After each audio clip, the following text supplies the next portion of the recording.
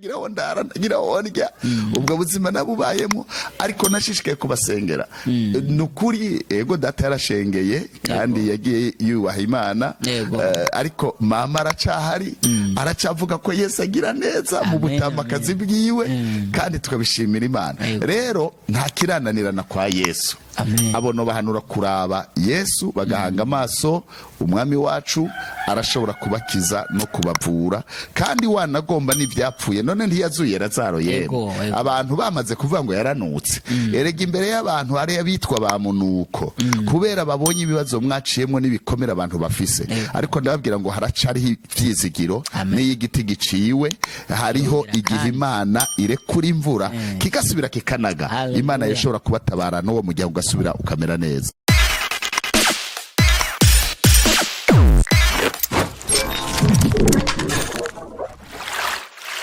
Nukuvuga ngo urugo Uhoraho yari yaragwiyumviriye mu vyiyumviro vyiwe mwiremwa ry'ibintu byose akirema yavuze ngo tureme umuntu mu ishusho yacu mugabibanza kumuremera ibintu azokenera kuganza no kubamwo mu nyuma Uhoraho yanezerwa n'imigenderanire akamagendera uwo muntu kugeza naho igihe kimwe kuko yari yamuremye mu ishusho yayo Imana nayo ikabirema iremesheje ijambo iramupima ngo irabe yuko noneho itamuremye nk'irobo niho yamuzanira ibikoko avyita amazina ibi byose tuzi uyu munsi inkoko inkwavu inka n'ibindi nta muntu numwe yo kwiyadukiza ngo niwe yavyihaye ngo numuhinga Adamu niwe yavyise amazina kandi uko yavyise amazina niko bicitwa na bugingo n'ubukuzogezaho Yesu azogarukira.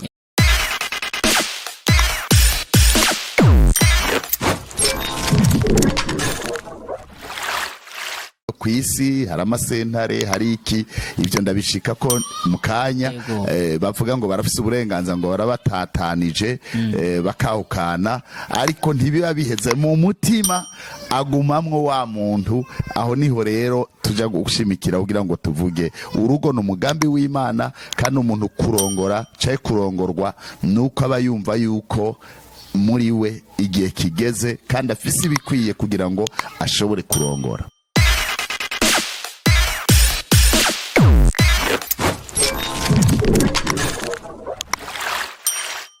None mwiki giye kw'Imana itakiza ngo idukuremwo urubavu muga abantu benshi bakibaza ati none umuntu yobora urubavu rwanje kandi mbona abakobwa ugasanga umuhungu agiye gukora ubukwe yakundanye nk'abahungu n'abakobwa nka 200 kandi bose babwira ko abakunda ikibazo cyo guhitamwo mwa kino gihe Imana itakidusinziriza yo nyene mu buryo buboneka guhitamwo abantu ico kibazo baragifise cyane mwo kitusigurira gute?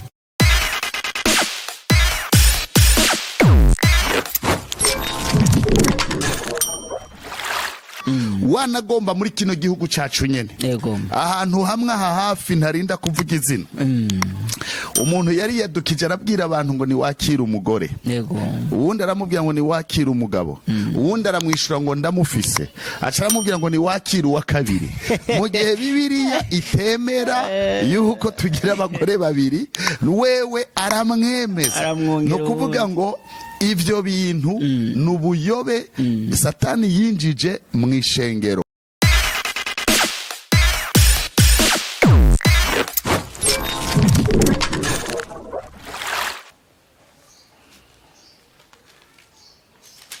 Shalom shalom shalom shalom bene data bakunzi banywanyi ba television Ndufacom turabahaye bwakeye mwaramutse mwiriwe aho muri hose kubera kuko ku migabane itandukanye badukurikira tubazi ko muri abanywanyi benshi mudukurikira muri ahantu hatandukanye muraje kuvugana mu kiganiro twise ingo n'imiryango ni emission ya television Ndufacom ariko kandi turabanza kandi tubidondore Ndufacom company ije ari ngirakamaro mu Barundi, mu Banyarwanda, Tanzania, East Africa muri rusange, eka mbere na Afrika yose. Izanye ibintu bishasha kandi byiza cyane. Benshi ntimwarimo bimenyereye, ariko Ndufacom company irimo ibintu byinshi cyane.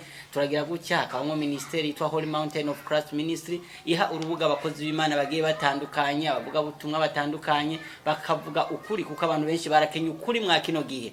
Ukuri kwarabuze kabisa, hariho inyigisho zipfuye, ariko kandi ntibitangaje, kuko urabye Paulo yandikira Timoteyo, hariya muri Timoteyo wa 2 igice cya 4 umurongo wa 3 kumanuka, aravuga ngo hazoza igihe abantu bazokwipfuza kumva ibihuye n'ibyifuzo byabo, ngo bazirundaniriza abakozi b'Imana bahuje no kwifuza kwabo. Uno munsi nibyo byinshi kandi bireze, abantu benshi badashaka kumenya ukuri, ariko ukuri kwaraje biciye muri iyi ministeri.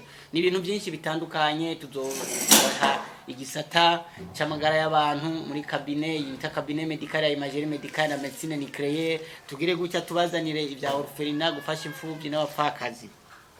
Kambere harimo na house media. Muri house media naho niho tuza ngaha tukabereka, harimo televiziyo, harimo amaklipe video, hariho abazofata amaririmbo, amamontage n'ibindi bitandukanye. Habemo kandi n'inzu ya imprimerie itandukanye mu buryo bukomeye cyane. Eka mbere harimo n'abafisa amamanza, ama mariage, amadota, ama anniversaire. Tuzobafasha ku buhinga bukomeye kandi bwagutse, kandi n'igiciro bitazinje bidahanitse.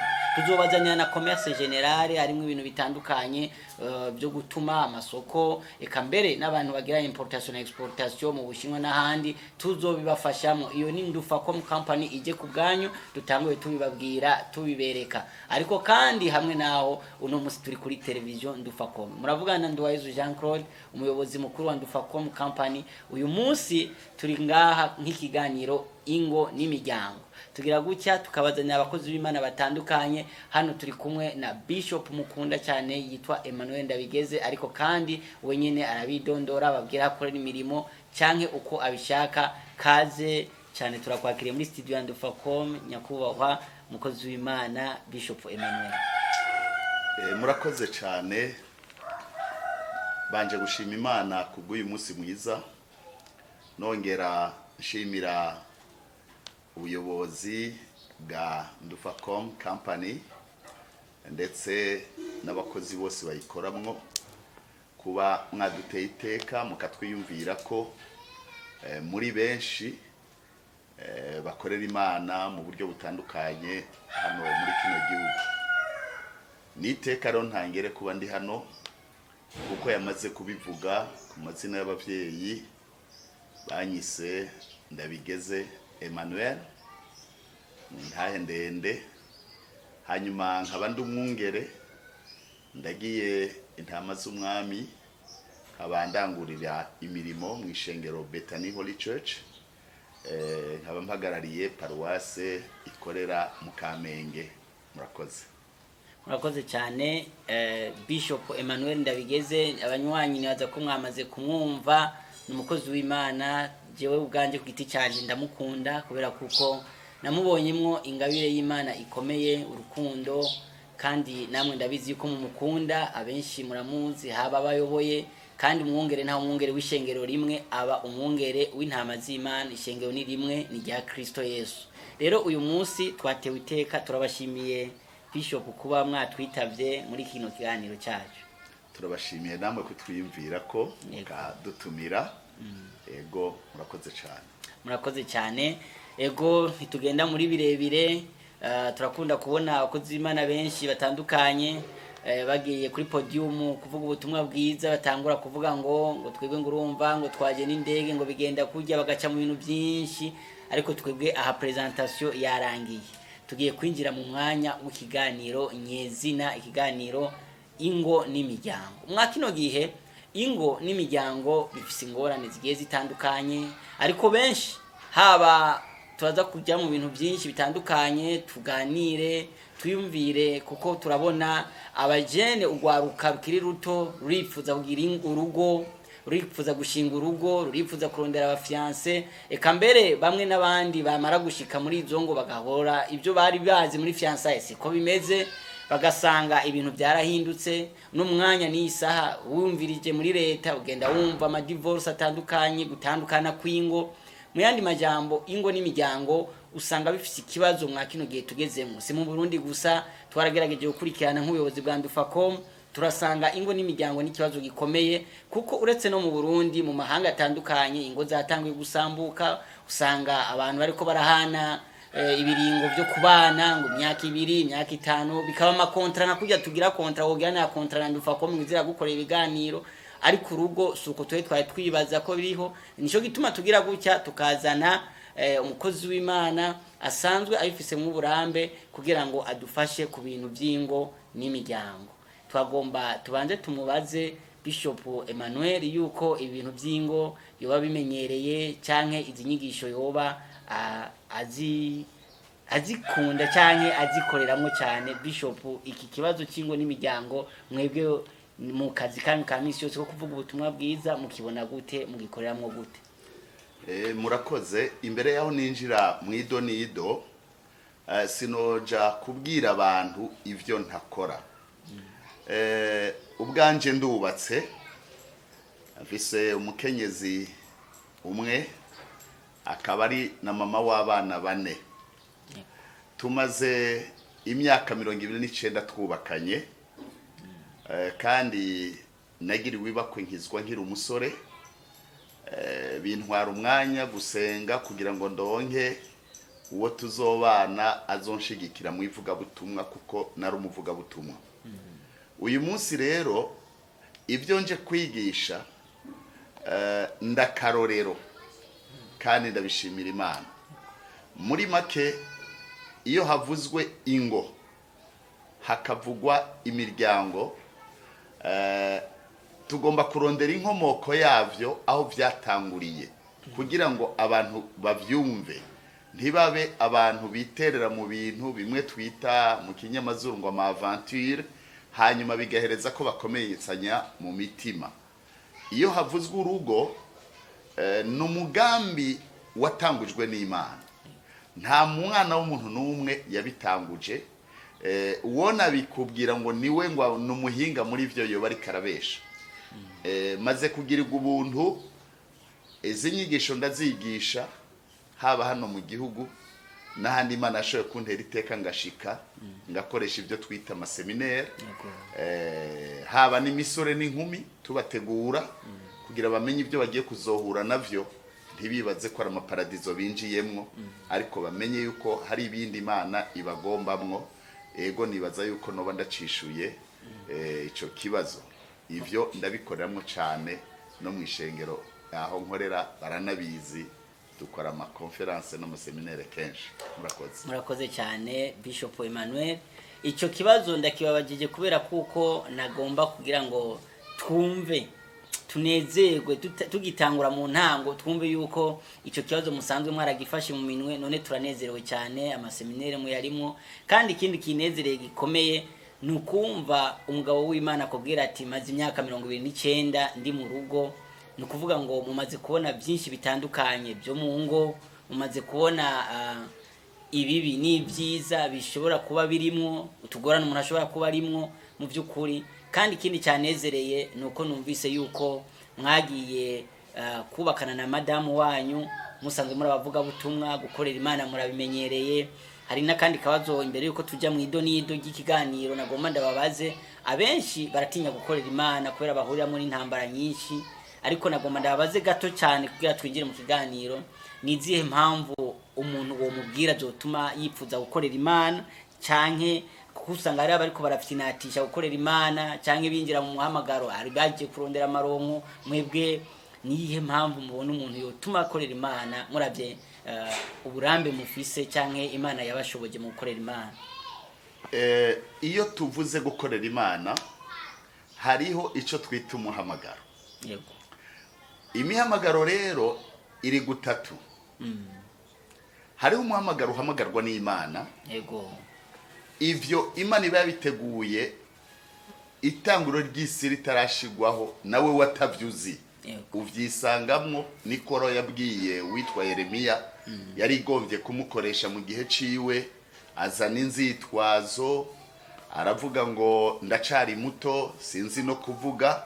Uhora yaramwishura ati burya ntarakubumbira mu nda ya nyoko nari ndakuzi utaranava no muri yo nari naragutoranije ngushiraho kugira ngo ubuvugishwa nanje ku mahanga rero uwo muhamagaro uva ku Mana biragoye kuwuhunga biragoye kuwukwepa hari n'uwabigerageje yitwa Yona muri Bibiliya murabiza basoma Bibiliya hanyuma Imana ikikorana n'ikiyagira kibwira kirasuriranya itegeka n'igifi kiramumira ariko kimujana iyo yarakeneye Imana yarikeneye kwaja rero uwo n'umuhamagaro uva ku Mana umuntu aravyiyumvamwo hagera igihe mbere n'abandi bakabibona kuri we ariko hari umuhamagaro wa kabiri umuntu tuwita umuhamagaro w'inyungu umuntu akaraba ati ndavye nkuko kumukozi w'Imana Claude canke abandi ati ubuzima babayemwo noja muri bijya na jewe nzocamererwa neza ariko atazi ico azohurirayo naco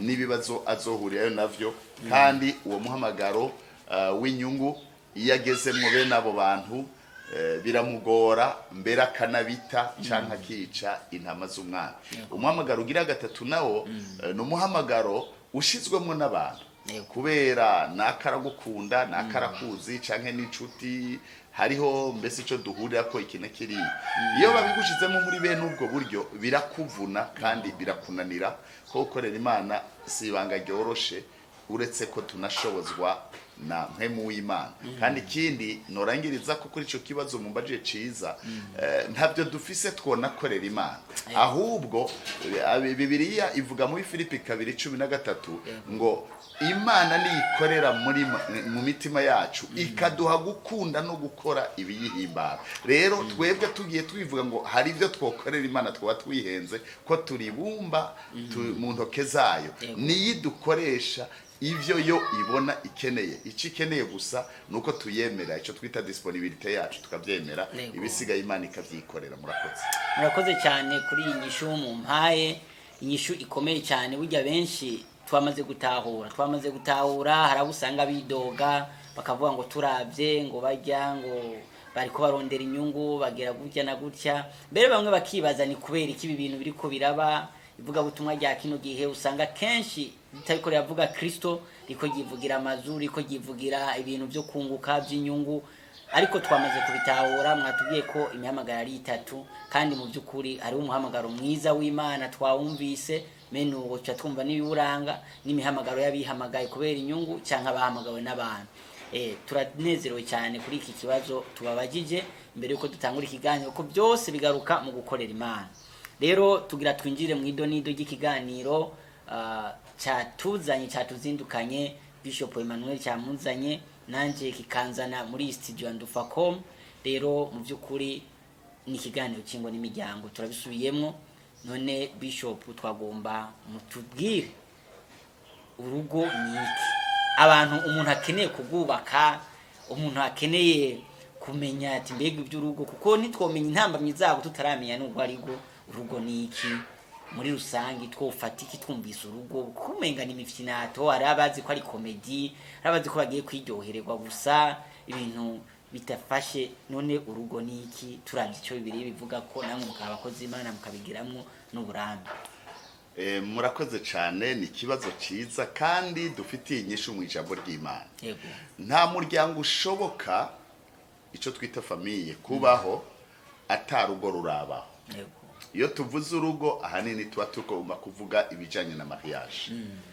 rero urugo ni babiri niko n'abarundi bavuze icyo Imana ikora kandi yateguye kuva kera ikire mu muntu Bibiliya irambwira mu itanguriro igice ca 2 uriya murongo waho wa 14 aho Imana iyo nyene ubwayo wa 18 murantunga tunahasome ndakunda cyane kuvuga ibintu twerekana aho tubikura itanguriro 2 itanguriro igice ca 2 murongo wa 18 aravuga ngo uhoraho Imana aravuga ati si vyiza ko umuntu yibana wenyene hinge ndamuronderere umufasha bakwiranye ku murongo wa 24 naho ngo nico gituma umugabo azosiga se na nyina akabana n'umugore wiwe ubutakivana bakaba umubiri umwe no kuvuga ngo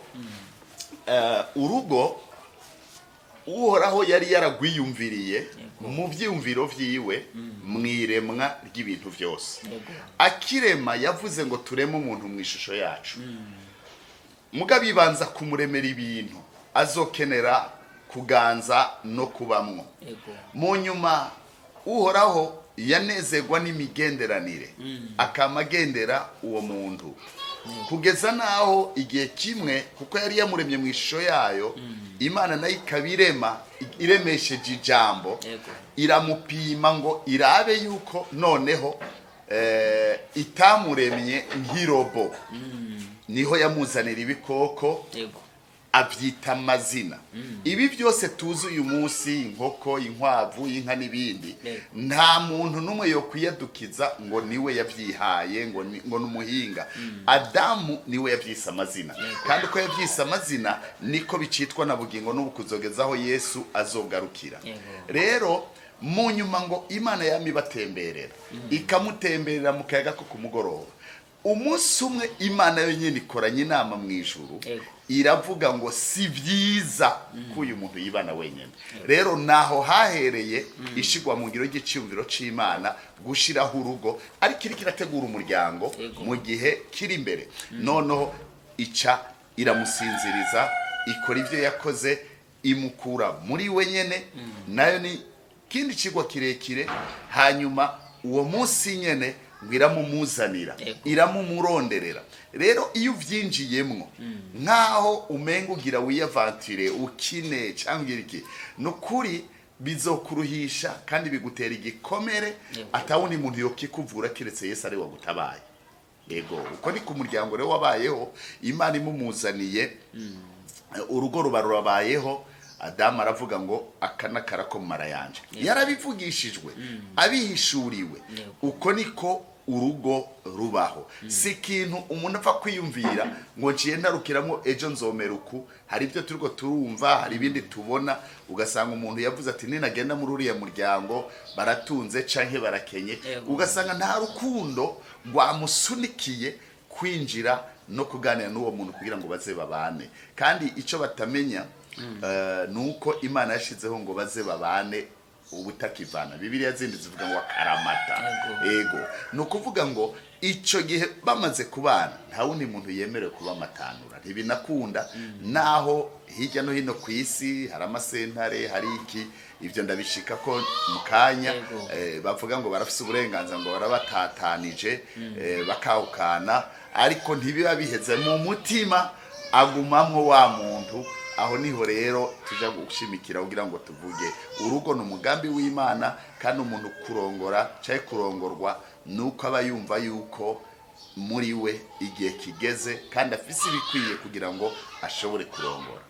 Murakoze cyane kuri iyi nsiguro muduhaye. Bati Imana yonyine niyo yivugiye ngo ntibisi byiza yuko umuntu yobandanya yibana wenyine. Uwo yari Adamu.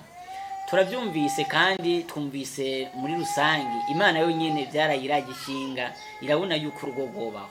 Imana turumva ko ariyo fondation. Mugabo ikibazo kindi tuca tugira ni uguhitamo. Urabona ko tumva ko Adamu Imana yamuhitiyemo uwo bubakana, niwe yamumuhaye.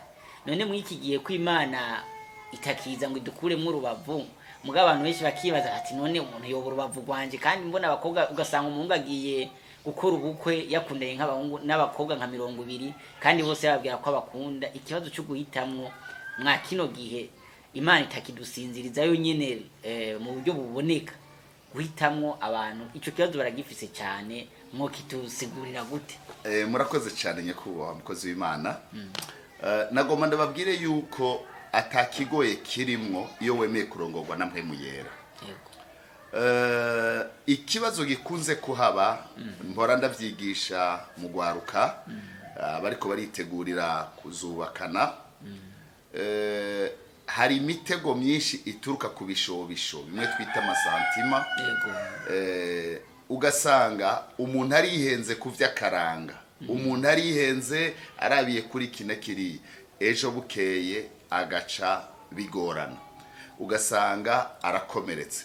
Rero mu bijanye no guhitamo, nigeze guhura n'akabazo kamwe. Hari igihugu kimwe na rimwe nigisha izinyigisho, hanyuma haza umuntu arambaza ikibazo Yego. ngo nagomba musengere ngo Imana impe umuntu avuye mu ijuru. Haleluya, ngo avuye kuri we arinjira no mu masantima menshi ati haleluya, unsengere ndonke umukobwa avuye mu ijuru. Ndavuga nti iki kintu ni gishasha. Mu nyuma ndamureka ejeje ndamubwira nti mu by'ukuri inyishu y'ikibazo cyose umwana w'umuntu afise hano ku isi iri hano ku isi nyene. Imana yishize ahantu mu rugo kanaka mu minwe y'umuntu kanaka.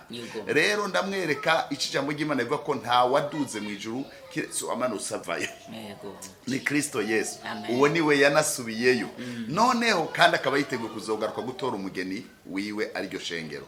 Rero ico gukora icambere ndakubwira nishura nkuko nanje byangendeye no gusenga ubwa mbere kugira ngo uhoraho agucishe mu ibarabara ryitwa igitangaza cawe, aho uhuzwa n'uwo muntu bivanye n'integuro uhoraho yaguteguriye ibyo azogukoresha iyo azogushikana, kuko ukeneye uwo azobigufasha. Kuko iyo usomye Bibiliya zo mu zindi ndimi umukenyezi yitwa umuhelper.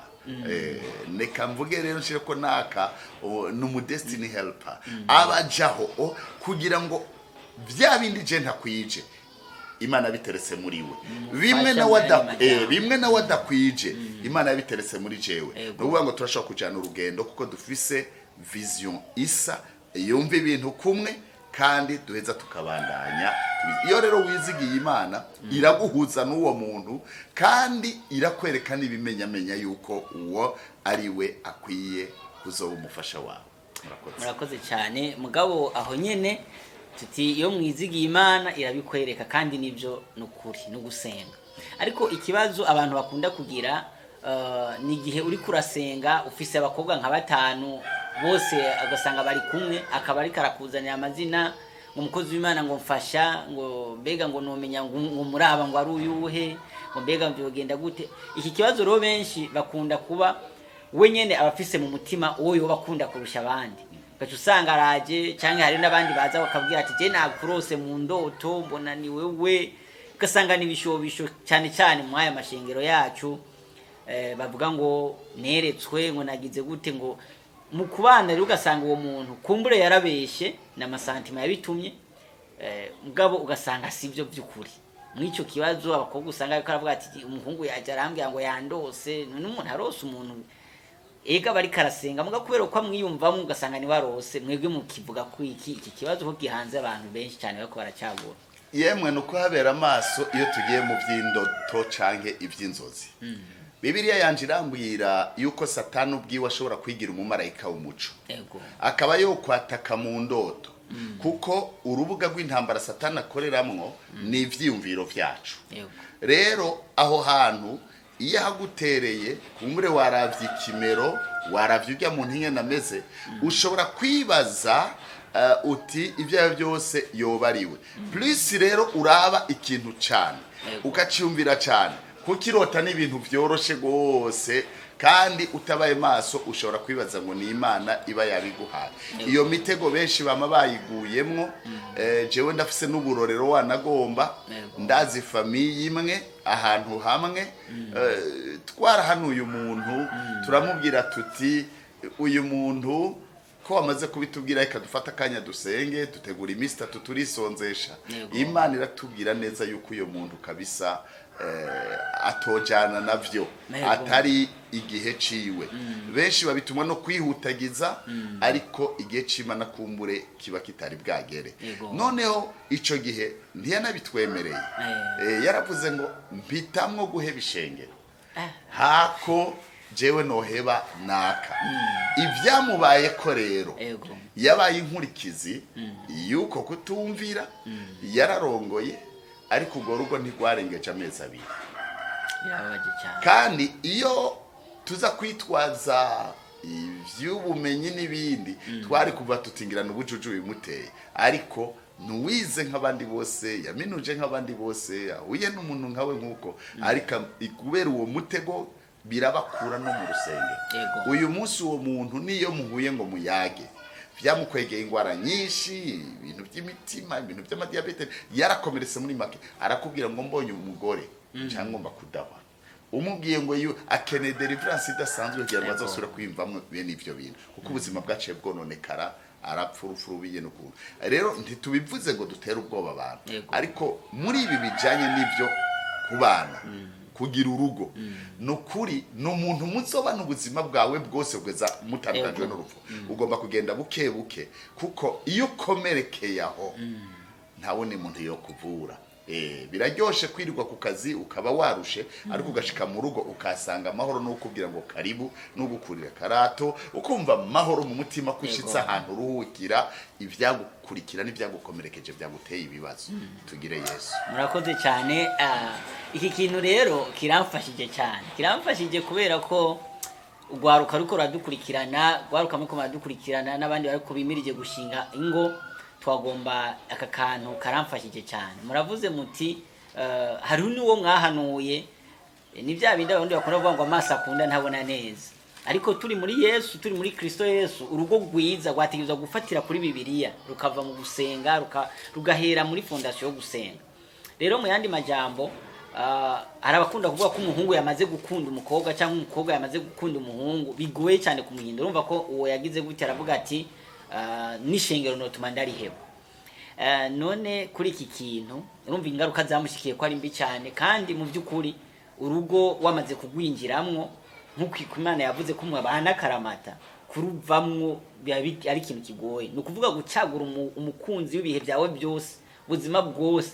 Nakujya kuna abantu biyemeza muri mariage ati mu mahirwe, mu marushwa, ahantu hose agwaye cyangwa akomeye uzoguma umukunda. Murumva ko ari ikintu kitaba cyoroshye cyane. Rero nagomba mbaze ikibazo ngaha nyene mbere yuko tubandanya mu bindi, kuko iki gihanze abantu benshi. Ariko kandi hariho n'ingo nyakubahwa Bishop usanga zarabanye zitarakizwa, zitaramenya iby'agakiza, bagapfa kwikundanira bahuriye mu mabwate, mu muziki, mu nyuma bikaba nabi. Muga umwe muri bo ugasanga ari mu ntambara, agakizwa mugabo akicuza ibihe yabayemo ariko atagihindura. Abo bantu uno munsi muca mubahanura gute ko nabo buzuye n'imitwaro myinshi dufise, n'aba mama usanga barakundana n'umugabo batasenze, ariko uno munsi ari mu ngorane, we agasenga, umwe agasenga undi ntasenge, ibintu bikaba bibi cyane. Abo mubahanura gute? Ego cyane. Buriya hari indwara abaganga bashobora kuvura, ego, mu bumenyi bigishijwe. Mbere turumvamwo n'ababaga abantu, kandi bikagenda neza, agasubira agateranya ivyo ateranya. Ego. Ariko hariho igikomere cyo mu mutima, ari navyo abantu benshi bagendana bimeze nk'indugwe, umururazi mu mitima yabo. Ego. Kiba giturutse ko habaye guhemukirwa, habayeho ko ivyo yari yiteze atariko vyagenze. Ego. Bene abo bantu no bahanura ikintu kimwe, kurondera umukozi w'Imana biyumvamwo, bamwegere, bamuganirire, hanyuma abasengere. Urabizi turafise abo twita abapsikologe, abapsikiatre hano mu gihugu, babahinga cyane. Hari ibyo badashobora kukiza, biraba ivy'impemu, ubuzima bw'ivy'impemu. Rero iyo havuzwe umutima wakomeretse, iyo yegereye umukozi w'Imana agasengerwa, akarira kikameneka nyene muri we, arashobora gutabagwa, kuko abafise kwizigira Imana. Hari abandi rero mwabivuze baba barabanye, mugabo batari bazi Imana. Ivyo kenshi ni na societe twakuriyemo.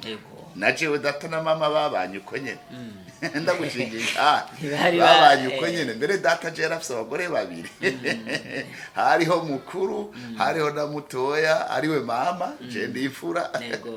Noneho ariko icyanezereye nuko hageze igihe abo bavyeyi banje n'abavukanye nabo bagakizwa. Nije natanguye gukizwa, ndahura n'ibibazo kubwo gukizwa baranyirukana muhira naranagira wondya ubwo buzima nabubayemo ariko nashishikaye kubasengera nukuri ego data yarashengeye kandi yagiye yubaha Imana ariko mama aracahari aracavuga ko Yesu agira neza mu butamakazi bwiwe kandi tukabishimira Imana rero nta kirananirana kwa Yesu abono bahanura kuraba Yesu bagahanga amaso umwami wacu arashobora kubakiza no kubavura kandi wanagomba n'ivyapfuye none ntiyazuye Lazaro yego abantu bamaze kuvuga ngo yaranutse erega imbere y'abantu ari abitwa ba munuko kubera babonye ibibazo mwaciyemo n'ibikomera abantu bafise ariko ndababwira ngo haracariho ivyizigiro n'igiti giciwe hariho igihe Imana irekura imvura kigasubira kikanaga Imana yashobora kubatabara n'uwo mujya ugasubira ukamera neza. Murakoze cyane turakunda kunezerwa duhamagaye dutumiye abakozi b'Imana nka mwebwe muratugarukanamo ibyizigiro n'abanywanyi ariko badukurikirana bakanezerwa cyane tuti naho igiti cyoba cyaraciye haracyari ibyizigiro ko cyo kongera kandi kikanaga kandi amababi yacu agasubira agatotahara. Wewe udukurikirana urugo byanse kabisa kubera kuko mwafatanye mutaramenya Imana no musukaba waramenye Imana undi atarayimenya bandanye usenga uje ku mavi nta marira niko umuririmbyi yaririmbye ngo nta marira nabonye atohoza amarira y'urugo nayo nyine arashobora kuyahoza nuko bandi hatugasenga Imana. Aya kandi kabazo gakunda kuba muri ibi byingo twabaronse tubakeneye amatsiko akaba menshi wumva umukobwa akaza avuga ngo je ngo sinamukunda cyane ngo profete ngo yambwiye ngo niwe mugabo wanje cyangwa ubundi ugasanga murabona mwa kino gihe abakobwa benshi ari nabaza mu byo gukizwa cyangwa mwishengero batazanywe n'Imana kubera bababwiye ngo mwishenge ngo uronka umugabo ngo cekira umugabo cyangwa n'abandi bakobwa bakanga kuronka abahungu hariho ama experience dufise umukobwa bakamuresha kanga ngo kubera ngo profite yambwiye ngo hazoza mu diaspora ngo avuye ngo Amerika ngo afise amadolari atarabona rugo mu diaspora kumvuga sanga mu diaspora wiwe yarunyegeje mwishengero w'umuririmbyi nkawe mugakarindira kubera kuko ubuhanuzi ni bwiza turazi ko Imana yemera ko Imana iravuga ariko kandi mw'iki gihe ibi bintu mwebwe mu bivuga kwikusanga abantu batari ko ngo umukozi w'Imana mu mwishengero cyangwa pasteur ngo yambwiye uko usanga urugo mu nyuma inkurikizi zabyo bishobora kuba nizihe. Murakoze cyane icambere cyoco nobwira bari ko baratwumva abari hano mu gihugu abari hanze ndabizi yuko Indufacom company igera kure cyane ku migabane nka yose y'isi nagomba ndababwire ko nta mariage ifatiye ku buvugishwa irama akakantu negakunze cyane ni jewe n'icyumviro canje ariko ndavye nico n'ijambo ry'Imana rigenda ribivugako bantu b'Imana turi mu gihe kigoye abateka mitwe babaye benshi umuntu arashobora kuba ari ikintu yapanze yaramuravye yaramwiyumvire ndabanka karore wanagomba muri kino gihugu cyacu nyene ahantu hamwe hafi ntarinda kuvuga izina umuntu yari yadukije arabwira abantu ngo ni wakira umugore uwundi aramubwira ngo ni wakira umugabo uwundi aramwishura ngo ndamufise acaramubwira ngo ni wakira uwa kabiri mu gihe Bibiliya itemera yuko tugira abagore babiri wewe aramwemeza no kuvuga ngo ivyo bintu nubuyobe Satani yinjije mwishengero kuko umuntu baguhadikirije ko sico kimwe nuwo wikundiye mwaganiriye noneho mwicaranye mukamarana igihe kuko aho niho hari ibintu biriko biraduka muri iki gihe sinzi ko ndavyita amajambere niko bamwe bavyita ariko je ndavyita amajanyuma umuntu barahuye ku wa mbere bararamukanije ku wa kabiri bagiye iwabo kuwa kane ni etat civile kuwa gatanu no kuwa gatandatu byose gukwa n'ibikina mariage bene abo bantu bazokomera gute batigeze bafata kanya bicarane baganire bagira ibikindi ndumva yuko hari kibazo gikomeye kandi abakozi b'Imana turacafisa akazi ko gukora yatwigisha abantu kera hari imigani hani wacu bitwaza bakavuga ngo inkware yicwa n'umureretsi abandi bakavuga iby'abaranzi n'ibindi buriya uwo we wikundiye mukiganirira biguhesha umwanya wo kumusengera. Jewe mu byo maze kwibonera muri ibi bikorwa by'Imana, uyu munsi n'umwaka wa 36 ndi muri iki gikorwa, nabonye abantu bose bagize ibintu by'ingo ngo bababwiye ngo Imana yavuze biciye mu bavugishwa ntivyaramye. Naho mperereye harabakomeretse mu mitima ati none si Imana rero yabitubariye, uwundi akavuga ati narihenze. N'ubu ndiko ndababwira ibi, hari umuntu umwe aba mu gihugu ca Suède, nawe nyene bamuhatiye ko umuntu ngo mu diaspora yagiye barabana, bageze hariya baciye bahukana. Ubu turiko turavugana ari muri vacances, hirya yejo kuwa Mungu yari yaje no kundamusa avuga ngo bampaye igisuma. None urumva ni baramuhaye siwe yirondereye, siwe baramuhaye. Ubwo n'uburorero buhari. Murakoze cyane. Abagabo b'ibyomekerano canke abagore b'ibyomekerano abo na Bibiliya ntibibemera, kandi birumvikana. Nkunda kubwira abantu mu nyigisho zanje nyinshi, nkababwira nti Yesu yavuze ngo murondere ubwami bw'Imana no kugororoka kwayo, ibisigaye muzobyongerwa nk'inyongera. Iki ni kibazo gikunda kugira abantu benshi baje kurondera ibintu bataje kurondera Yesu Kristo. Kuko niba wazanywe n'umugabo ugumurindira, nico gituma abantu no munsi dufise ubuyobe bukomeye, uguma wumva guhamagara umukozi w'Imana, twese baradutelefona, wumva Imana imvuga ku iki, wumva Imana igira gute. Ikibazo kimuraje ishinga wewe si ukugororoka, kibazo kiba kimuraje ishinga nukumenya ngo Imana ivuga gute kurya mugabo wanje. Naje muri yindwi narose umukobwa ambaza ikibazo, arambwira ati umukozi w'Imana yambwiye yuko umugabo wanje ari uyu n'uyu.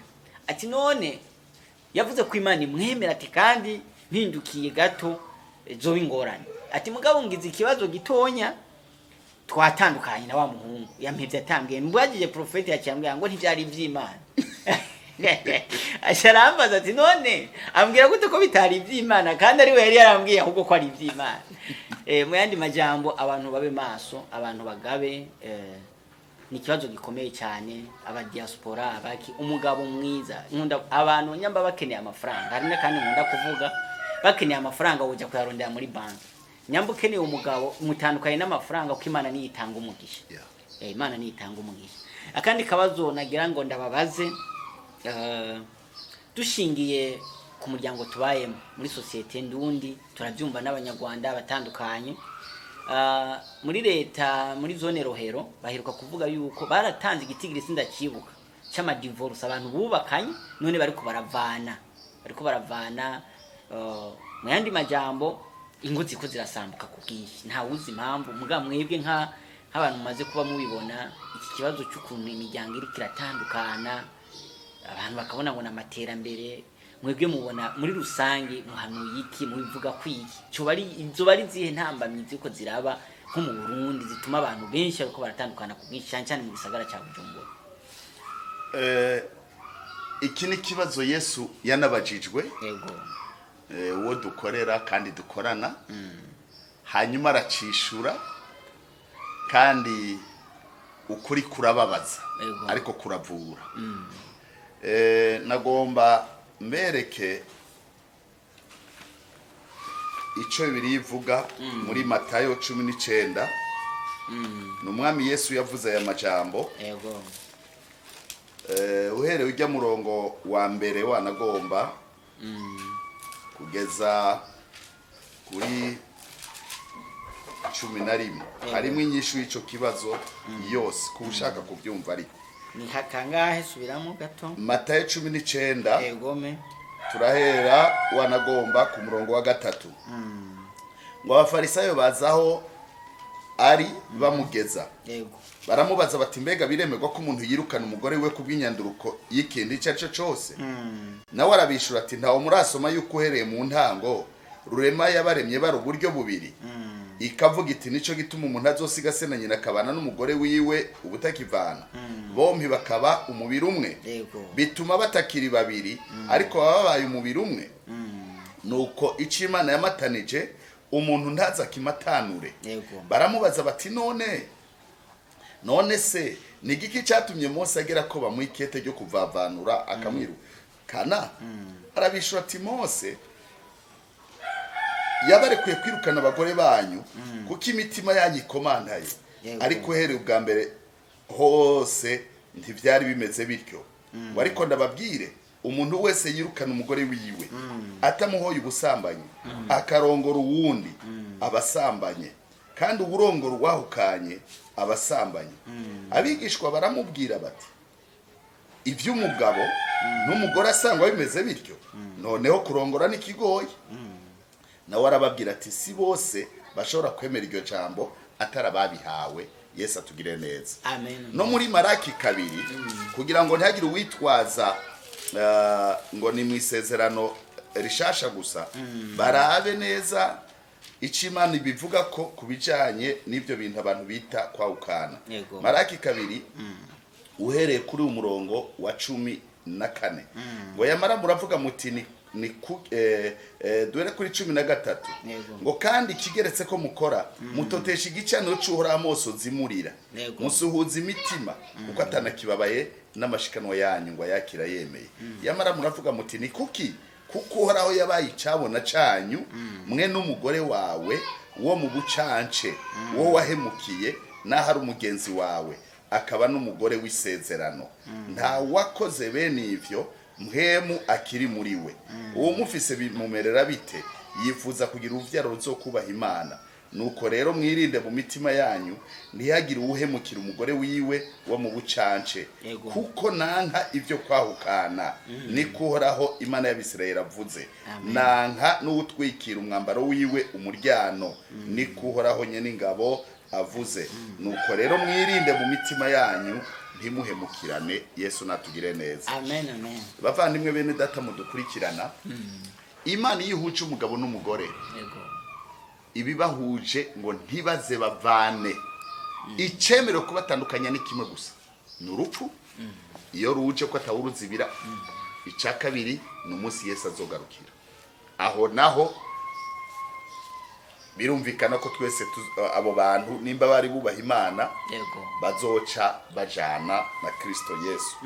Nagomba rero mvuge kubituma habaho bike muri byinshi bituma abantu bahukana. Burya abantu bahukanye bimeze nk'umuntu yonca ukuboko canke yo guca ukuguru. Igipande kimwe cy'umubiri wawe kivuyeko, basubira ucugira irindi zina bakwita ikimuga, kubera yuko hari ikintu kibuze. Kandi ico gihe uburi vulnerable, no kuvuga ngo uwo ari we wese arabibona kuri kimuga. Wakeneye beki ukundi kuguru kwa gatatu kugufasha kugira utambuke nimba ari ukuguru baciye, canke bya bindi bita ama proteze kugira ngo bise no kugura atari ukuguru, bise no kuboka atari ukuboko. Rero kwahukana ni umugambi wa Satani, nico gikorwa ciwe gutandukanya abantu. Kandi iyo bigenze gutyo wahukanye yabo umugabo cyangwa umugore, nagira ndababwire ko asigarana urukomere. Kera turi abana hari ikintu twita ngo kironda ndugu, tugiye ku ishuri ari waragifise ngaha ku Murundi, rimwe na rimwe cyavamo n'amashira kandi yari yagize ikibazo cyane. Cha tumwita tuti none ubwo runtu bakuvuje bikanka, agaca tubwira ngo ni kironda ndugu. Wewe ni ndugu yangu ngo ndagifuka nyene hamanje mu ishuri, kandi Imana ishimwe mu nyuma yarakize, ariko urukovu ntirurahava na bugingo n'ubu akuze. Rero ico ngomba kuvuga, hari ibintu bishika nateguye kubabwira ko ni 5 gusa bitera abantu kwahukana. Munkundiye turashaka kubyinjira mu idonido, ariko ntabwo ndi butebe. Icambere, iyo umuntu arongo yataragera, ico twita mariage des adolescents, no kuvuga ngo hajya mu imyaka mike mu buzima, ntaramenya iyo bija, ntaramenya iyo biva, gusa yambimba rushungi, yambara ikoti, yagire bibibi n'ibindi, gutyo bagera hariya bagasanga n'abana gusa, kubera yabonye ko abandi babikoze. Icya kabiri gikunda gutera abantu kwahukana ni igihe iyo bishitse mukaba murehanije, umwe ari fiancé wundi, abantu bamaze kubimenya, satani akabateza kugwa mu busambanyi mugasambana. Benshi bakunda kuvuga materme yo kubipfupfahariza n'ibindi, ngo nyereka ko nkunda ibiki, ngo ubu naho sinamaze ntibamenye no muhira n'ibindi. Ntabwo ari byo kugira ama relation sexuelle avant le mariage. Na makosa akomeye iyo muryamanye icambere umwe akabona ubwambure bw'uwundi kandi ari we muzobana, uwo mwanya nyene haba habayeho dislocation mu mutima ya confiance yo kukwizigira. Mumaze kubana hariho riske yuko satani azokorera kuri ico kintu. Mutangure nimba ari umugabo agiye mu bikorwa cyangwa umugore agiye mu bikorwa kandi akacaye ku kazi agateba, uwundi azoca abona yuko yatevye kubera yuko ari mu bandi bagabo cyangwa ari mu bandi bagore. Ico ni gituma ca kabiri. Gituma ca gatatu nico twita imyitwarire atariyo, le comportement normal. Ico ngomba kuvuga ni ikihe? Iyo umusore ari kararesha inkumi, nta numwe arigera abona uwo ari kararesha ashavuye, nta numwe arigera abona uwo ari kararesha atoze afise ingonera cyangwa atasokoje neza. Oya, agerageza gukora ibishoboka byose akama yerekana ruwera. Rero bya bikomportement bizarre, za nyifato ziza kuza iyo mumaze kubana. Wamukuriye agakariso kamanika hariya nawe akamanika hariya, ukabona ubwambure bwiwe. Buriya hari ikintu twakuze twumva bavuga ngo iyo umugore ngo yinjiye mu nzu ku munsi wa mariage ngo akubita agatsinsiri hasi, yari migenzo, akavuga ngo ndagwinjiye sinzorusohoka. Rero ubu byarahindutse, yinjiye akagira yandi mafyeta nambi baramutahanze nyene. Noneho murabe iyo nkurikize zangesore yakunyegeza uja kumuresha, ugatangura kuzibona kuko yitwaza ngo twarasinye muri leta, twarasinye no kwa pasteur cyangwa kwa patiri. No kuva muri ico gihe intambara ziba zadutse, ugasanga abantu mbere barawukaniye no mu nzu, kandi ivyo navyo bibabaza umutima w'Imana. Icakane ndabivuga muri cadre y'abakijijwe. Iyo wubakanye n'umuntu adakijijwe wowe ukijijwe, ivyo bigorane bikunda kugwa mu bakobwa, bikunda kugwa mu bahungu. Ngo nzomusengera, mbere bakavuga no mu ndimi ribo sakayamandere bose, nzomusengera azohinduka, amaze kuzi wanje azohinduka. Bakirengagiza icimana yavuze mu Bikorino ba 2:6-14, ntimwifatanye n'abatizera kandi ataco musangiye. Umuco n'umwiza byofatanya gute? Kuko wewe uri umuco.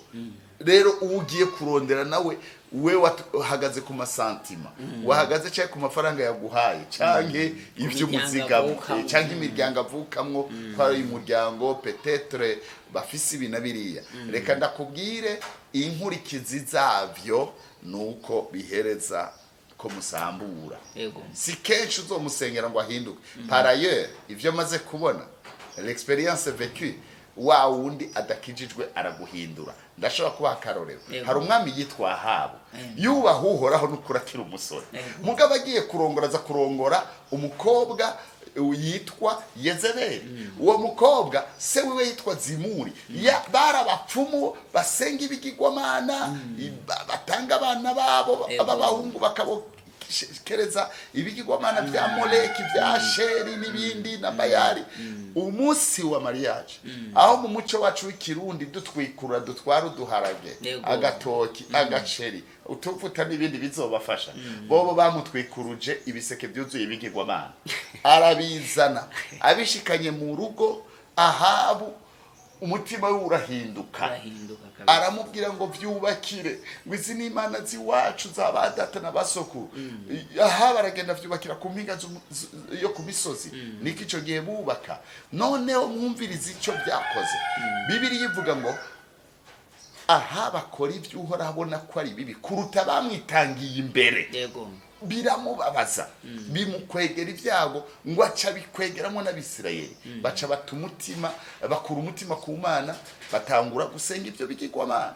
Birababaza, bizana n'umuvumo mu gihugu. Harageze igihe Imana yagurutse uwitwa Eliya, no arasenga Imana ati vuna inkoni bishimikije hagarika imvura Yego. inge zihagaraye ngira ngo bokurondera biraba ariko nawe nyene barondera imana n'ibindi rero iyo uhatiye ko ngo namubonye ni mwiza namubonye ari inzobe ni muremure afise amafaranga ava mu muryango mwiza mugabo ntakijijwe nzomusengera nta nguvu nimwe nta na assurance ufise ngo uzomusengera asanga wo musengera gahinduka banza ugende mu muryango iwanyu ariko bose bakijijwe bakaba barakijora basengeye bagahinduka nuwo nawe uzomuhindura Yesu akumera umugisha icanyuma ca gatanu nico twita ingorane z'imiryango les problèmes de parenté iki ni kintu gihambaye abantu benshi batamenya iyo urongoye canke iyo urongowe ni imiryango ibiri nywanyi ubu bemeye uko nyene ariko ugomba kuba maso Bibiliya ngo ubahe so na nyoko manye Efeso 6:1 kugira ngo ugire amahoro urambire mu gihugu oraguhaye wubahe so na nyoko no kuvuga ngo ya mico yahari iwabo ni bugore ya mico yahari iwabo ni bugabo iyo mudahagaze neza mu ijambo ry'Imana nabo bashobora kubasambuza bamwe jewe nda ibi mbabwira ndabifitiye ubuhamya barahari ndazi umugabo umwe uwo mugabo mbere ndavyibuka yarabaye n'umuprofesori wanje arakora ubukwe arabutegura mugabo kuko barabapagani abanza gutwaza inda wa mukobwa noneho uwo mukobwa mu muryango yavamo harimo abantu bakomakomeye bari za Canada za Amerika n'ahandi henshi baba twita bakam from umunsi w'ubukwe uzo bucubejo baradebarka ngahi Bujumbura bageze hano icabaye niki babaje batumuhungagira gutware ninde bati nuriye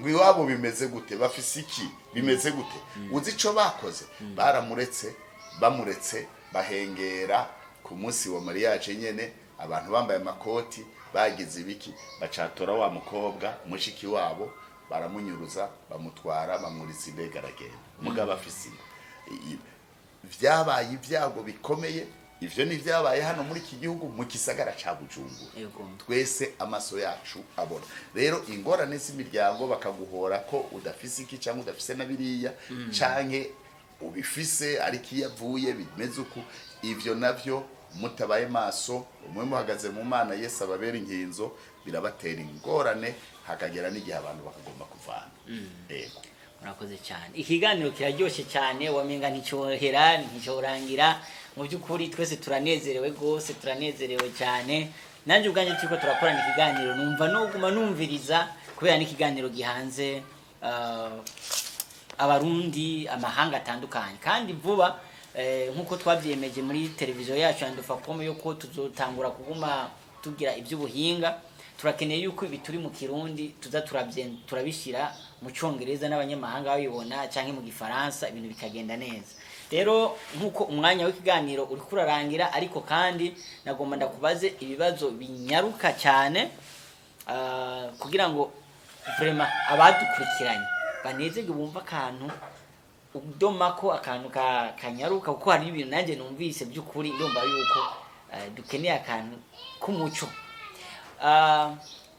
mu bisanzwe ibihugu birabuza amahoro mugabo burya naje kuraba nsanga igihugu kugira kibura amahoro abayatanguye kuburira mu miryango kuko imiryango igize igihugu imiryango itagira amahoro n'abandi ntibogira amahoro kandi mu rugo hari ingorane n'abana bagira izo ngorane kandi abo bana bazidomekamo n'abandi basanga abana kuba ibiyayuramutwe kubera kuko mu ngo habaye ingorane zahereye mu bavyeyi zirajya no ku bana rero hari ibibazo babagije mwatubwiye none ngomba ko muduha umuco gatonya cyane mudomako mwavuze muti Bibiliya mwadusomeye kandi twabyumvise n'ijambo ry'Imana simwe mwavuze ati umuntu ari kure kubana n'umugore umwe ntano kumusubiza inyuma ngo nibi nabiri ariko umugore arazakubwira cyangwa umugore akakubwira ati none umugabo kwagira nyice mfireyo ndamuhunga kandi ndakijijwe none ndamuhunga nikirage ako kantu uwo mudamu wocu mubwira gute tunyarukije ugomba kubanza kudacujana nabwo ururimi rw'umwe rukamwa ifyufyo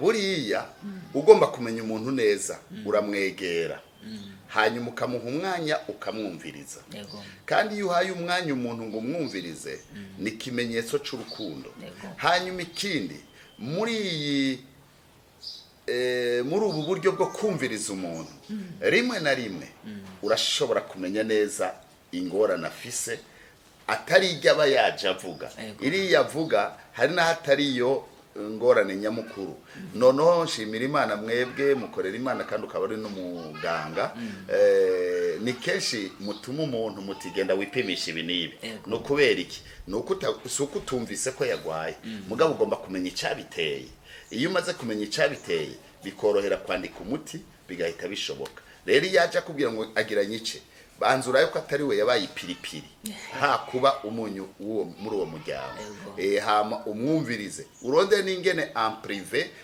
wiherereye urondera n'uwo muntu nawe umwumvirize burya umaze kubona ahari akagorane Imana irashobora kuguha ubwenge bw'ingene ushobora gutuma bahuza. Akandi kabazo gakurikira murakoze cyane kavuga kati birika tubwira yuko tutegeza kurongora umugore umwe mugabandi bakajya mu isezerano rya kera bagasanga ari abantu Imana yishimira barongoye benshi akavuga ati none Salomo ko yarafise igihumbi akakubwira ngo none Dawidi ko yarongoye aba none uyu none Burahamu twivuga ko yizera ko yagiye no kurongora kwa Gayi n'ubundi mugore we byatevye bakakubwira ibintu ukumva bafise akantu bafatirako none mwebwe abo muca mubishura gute mukanya gatonya cyane mukanya gato iyo ni mizimu kandi n'abadayimoni ivyo mu isezerano rya kera byari vyemewe muri rishasha ntivyemewe no umwe gusa naho nyene kubana karamata nta bindi kandi kindi mwomenya yabitewe n'imizimu abadayimoni bamutera marari umugore aba icumugize ugomba kwa bigikoropesho ugomba kwa umwamikazi abumwamikazi bivanye n'ingene afashwe co kimwe n'umugabo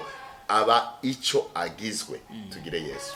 Yego murakoze cyane kandi murakoze kunyarutsa kandi kabazo kavuga kati ikibazo mwatubwiye ko abantu benshi kuryamana batarabana ari ikibazo gikomeye cyane none ko ari umukobwa kugira ati yambwiye yuko ntamwemereye kumuha acampeba uwo mukobwa akaca yemera kubera keneye mariage anyarutsa akavyemanga bica bigenda gute hari n'abahungu bakubwira bati umukobwa dukundana mbwira yuko ntakomeye kubera nta mubazi binabiriya abo mubabwiye gute umuragaba n'ikintu citwa gukora icahe bigirankana ijambo ry'Imana rivuga ngo ivyo urabikora ngahora ukiyumvira ngo mpanye nawe bose ngo ariko nzobishira imbere y'amaso yawe mbere nagira ndababwire iyo wubaha Imana akaza kugusaba ngo muryamane kandi ari we muzobana iyo ni Imana ibikweretse ko uwo muntu atari we yaguteguriye kuko imibiri yacu n'urusengero rwa mpemu yera rero umuntu agononye Imana izomurandura niyaba koko ari Imana yaguhuje nawe azihangana kuko mutaranamenya nari yihanganye.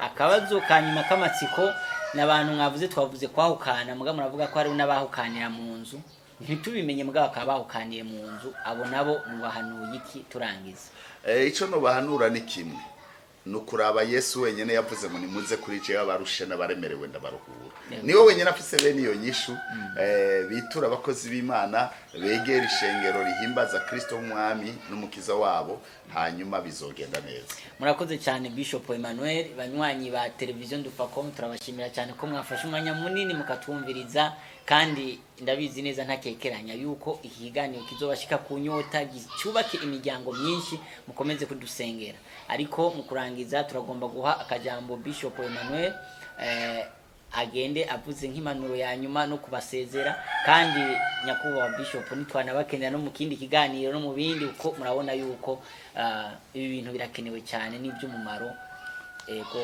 muzotwitabe kandi nagomba ngo musezere abariko baradukurikira. Egome cyane murakoze kandi turashimiye na Dufacom company kuba mwaduteye iteka mukadutumira n'ikindi gene mwatwikora ko tuzoza ndumva nta kibazo kihari Yesu abaho umugisha impanuro rero hanga amaso kuri Yesu wenyene niwe inyanduruko yo kwizera niwe yagutangwe kandi niwe yagusozereye murakoze cyane turangije tubipfuriza kubanda yamudukurikirana mukunda ibiganiro byacu mudukurikirane mufyonde subscribe mugira amashare amalike mupartage ibintu bigende neza mukeneye icyo mubaze kuri 62 693 771 shalom mwarahezagiwe.